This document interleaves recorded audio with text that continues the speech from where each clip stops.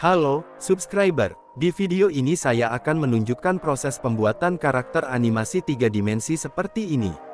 Ini adalah karakter 3 dimensi yang saya buat di Blender.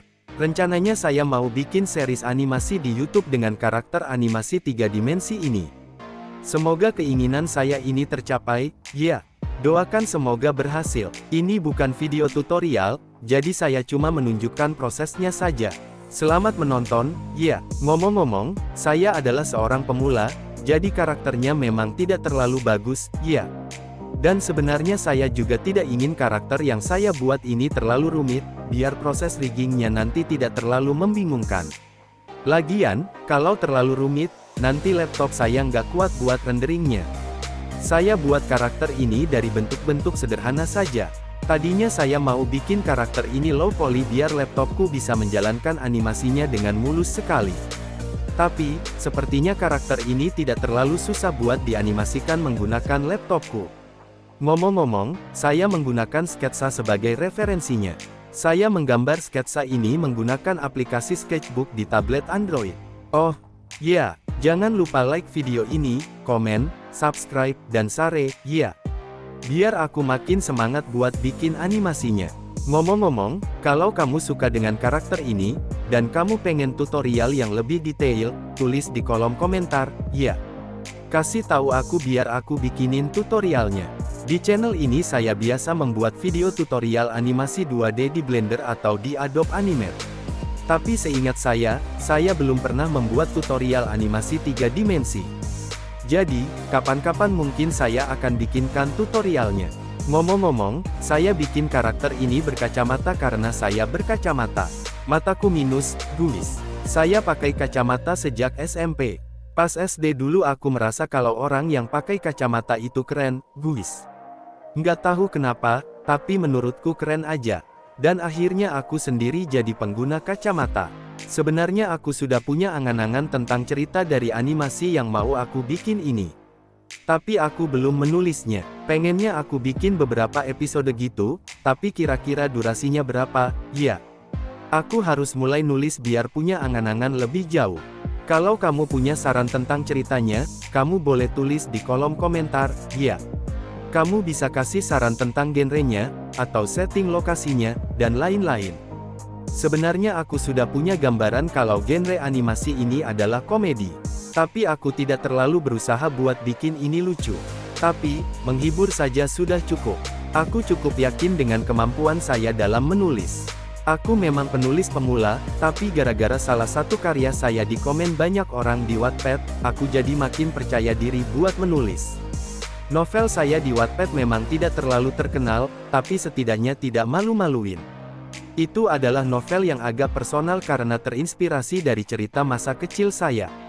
Kadang aku terharu ketika membaca komentar di Wattpad yang memuji novelku.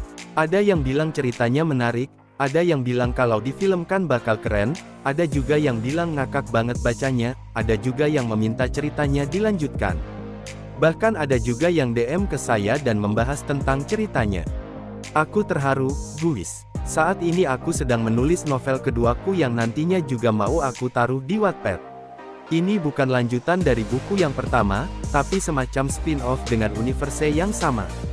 Ngomong-ngomong, di video ini beberapa kali saya mengalami kesulitan. Wajar saja karena saya masih pemula, guys. Tapi tidak apa-apa karena saya semangat buat mengerjakannya.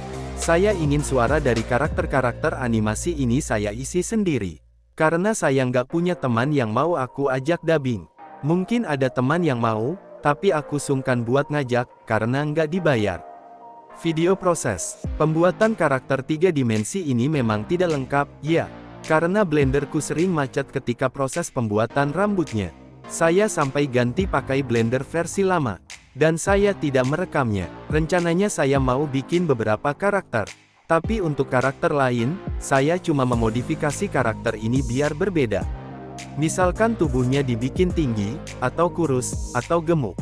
Warna kulitnya diganti lebih cerah atau gelap. Rambutnya dibikin gondrong, gundul atau lancip-lancip. Bajunya diganti kaos, kemeja, atau yang lain. Pokoknya gitu, deh. Soalnya ternyata bikin karakter animasi itu susah, guys. Ngomong-ngomong, saat ini saya sedang bikin film pendek animasi 3 dimensi. Bukan yang ini, ya. Beda, durasinya sekitar 2 menit. Sebagai pemula, aku merasa kesusahan bikin film animasi ini. Semoga saja cepat selesai, ya, guys. Aku juga belum mikirin apa judul yang bagus buat film ini. Ngomong-ngomong, aku sengaja pakai suara robot di video ini karena aku males buat rekaman suara. Daripada videonya membosankan, yuk kita ngobrol tentang bagaimana saya belajar Blender. Aku pertama kali kenal software Blender sejak SMP dulu. Saat itu aku tahu dari YouTube karena aku penasaran bagaimana cara bikin animasi 3D. Blender adalah software yang populer karena gratis dan banyak tutorialnya. Bahkan ketika saya masih SEM dulu. Sayangnya dulu aku nggak sempat otak-atik karena tampilannya begitu menakutkan. Kelihatannya rumit sekali. Di SMK aku belajar 3D Cinematic Max. Sebenarnya kita tidak belajar banyak di animasinya. Kita belajar modeling, seperti bikin kursi, meja, cangkir, dan lain-lain. Kita juga belajar simulasi angin buat bikin animasi bendera. Kita juga belajar animasi motion graphics sederhana seperti bumper. Sayangnya kita belum belajar bikin animasi karakter dan rigging karakter. Ngomongin soal animasi 3D, aku juga iri dengan karya kakak kelas yang aku lihat di pensi. Jadi setiap tahun sekolahku mengadakan pensi. Dan di setiap pensi pasti ada animasi yang ditayangkan di proyektor panggung. Animasi itu berupa bumper pendek dengan animasi karakter yang bagus-bagus. Animasi itu dibuat oleh anak-anak kelas 12 kalau tidak salah. Dan sayangnya, ketika aku sudah kelas 12, nggak ada yang bikin animasi 3D. Alasannya kurang koordinasi dan lain-lain. Itu sangat disayangkan sekali. Mungkin alasan yang kedua adalah nggak ada yang mampu bikin animasi 3D. Memalukan sekali. Selain belajar animasi 2D dan 3D, aku juga belajar animasi stop motion di SEM. Stop motion itu adalah animasi yang setiap framenya adalah foto. Biasanya karakternya dibuat dari clay atau plastisin. Jadi animasi jenis ini juga sering disebut claymation. Contoh animasi stop motion yang terkenal adalah Shaun the Sheep. Tentu saja kita tidak bikin animasi seperti Shaun the Sheep karena itu terlalu rumit. Kita diberi tugas buat bikin animasi stop motion dengan media apa saja. Banyak yang bikin dari kertas yang digambar karena itu mudah. Ada juga yang bikin dari foto live action. Saat itu aku bikin film pendek yang pakai animasi stop motion berupa gambar di kertas. Kamu bisa menontonnya di channel ini. Link ada di atas sini. Dulu kita bikin animasi stop motion menggunakan video editor. Dan video editor yang kita gunakan itu bebas. Ada dua video editor yang banyak digunakan. Yang pertama adalah Edius. Kita menggunakan Edius karena itu adalah video editor yang banyak digunakan di industri videografi di Trenggalek. Mulai dari tukang syuting pernikahan sampai stasiun televisi kebanyakan menggunakan Edius. By the way, dulu aku prakerin di salah satu stasiun televisi yang ada di Trenggalek. Prakerin itu praktik kerja industri. Tapi jangan disingkat PKI. By the way, itu dulu, ya. Dulu Edius memang digunakan di mana-mana. Tapi sepertinya sekarang orang-orang sudah beralih ke Adobe Premiere Pro karena mungkin lebih mudah digunakan. Ketika saya magang di stasiun televisi lokal, saya sedikit belajar tentang jurnalisme dan penyiaran. Saya pernah meliput banyak berita mulai dari suasana bulan puasa, acara Agustusan, sampai truk terguling. Dulu juga pernah ada acara namanya Sobo Deso. Di sana saya berkunjung ke sebuah desa di Trenggalek buat melihat industri di sana. Aku mewawancarai seorang pemecah batu yang ada di desa itu. Dan ternyata beliau punya cerita yang menarik. Sayangnya aku lupa dia cerita apa.